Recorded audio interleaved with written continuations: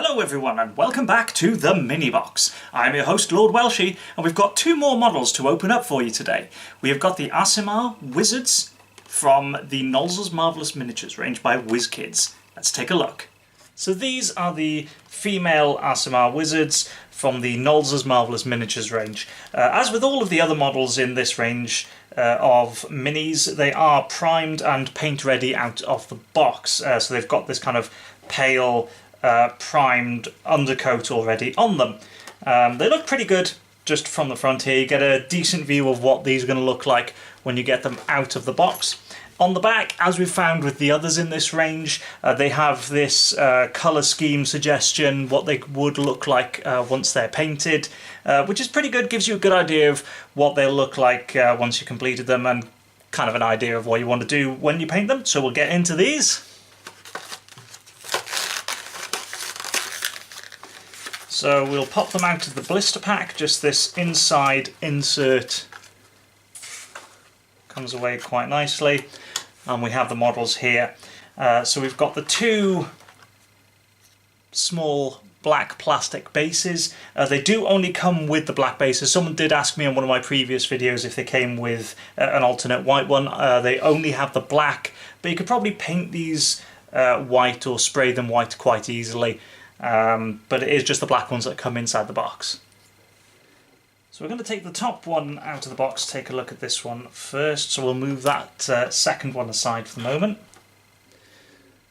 So this is the first of the Aasimar female wizards, and that is a very, very nice looking model. The model itself, good level of detail on there. I'm liking the folds to the cloak on the back, that's very nice. Suitably dynamic pose, I like when they do this and they've got this great sense of motion to them. Like she's actually in the middle of casting a spell and you've got this great spell effect done in this kind of semi-clear, opaque plastic attached to the base of the bottom, so it's like it's curling around and moving to the front of the model, which is really nice.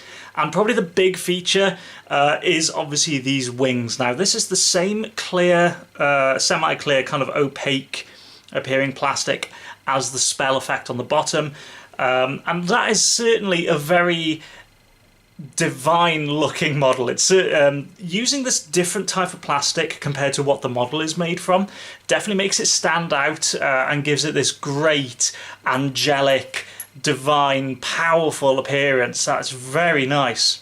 The individual feathers you can see there are kind of moulded separately, and you can see the how well they're detailed there, which is very nice. And on the back they're ridged quite well. Now whether you want to paint this clear plastic or leave it as it is, that's entirely up to you. I quite like it as this translucent finish as it is there already, but you could easily give that just kind of a light colour wash just to try and get a bit of colour into the recesses on the wings, maybe just give it this accent of a yellow or a red or whatever colour you want to use to try and add a bit of flair to that. I think it'll work quite well as the kind of clear as it is, this kind of magical divine wings as they are.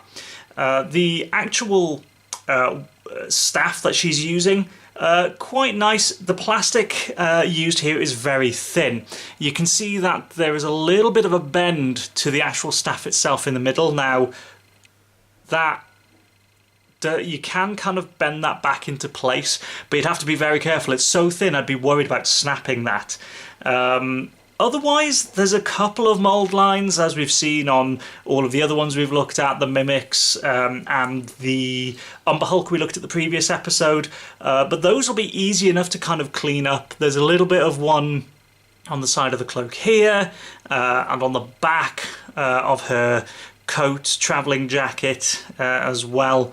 But on the whole, very nice. The face is pretty good as well. I think the features are bold and detailed enough that you'd be able to paint that and give it a bit of a highlight and a dry brush as well to bring out the additional accent features. But yeah, very, very nice. Let's take a look at the second one.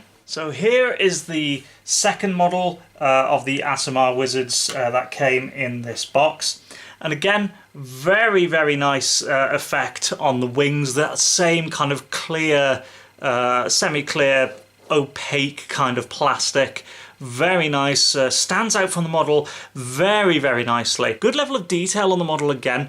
Very nice detailing to the clothing, to the front here. Nice pose where she's kind of pointing off to the side and her weapon is engulfed in flame, the staff here. Now, there's a few more issues with the actual mould compared to that first one we looked at. You can see here this weapon is bent. It should be straight, but it is bent quite badly to the side. You can obviously see there's more of this light plastic, clear plastic at the top here. That's going to need bending back into position. I'm a bit nervous about doing that with how thin this plastic actually is. You can probably do it, but I'd be very worried about breaking that. We'll give it a try. Okay, that's not too bad. Managed to kind of get it into a straighter position.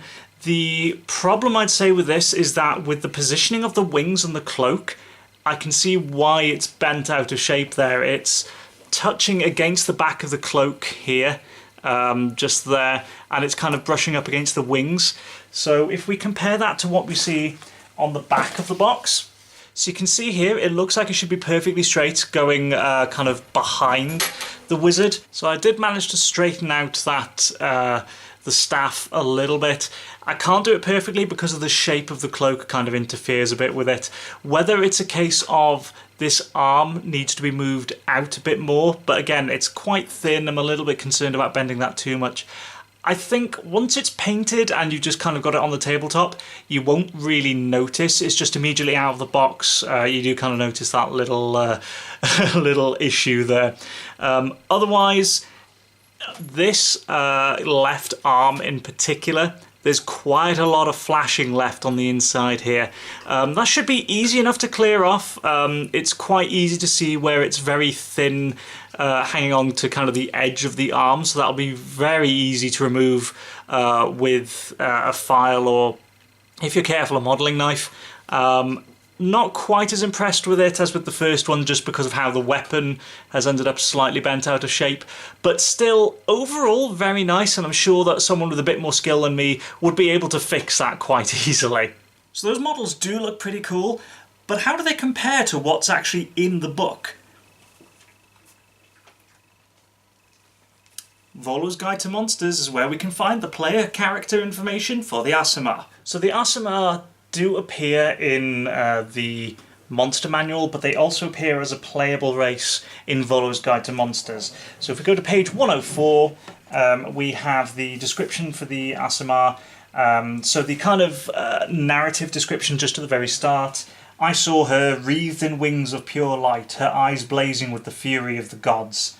Now, I would say that, yeah, the wings of pure light, how kind of divine and powerful these models look, that kind of fits that kind of initial narrative description really, really well. I think these models certainly do match up to what I was kind of envisioning when I was looking at the descriptions. And if you compare them to the illustration of the Aasimar in the same book, yeah, absolutely. I kind of see that fitting rather well. Definitely think that they are kind of doing the characters and the race justice, and I think overall they've really done a good job in capturing kind of the essence and the feeling of what these Aasimar characters and creatures would look like in these models. So those were the Aasimar wizards from the Nolzur's Marvellous Miniatures range.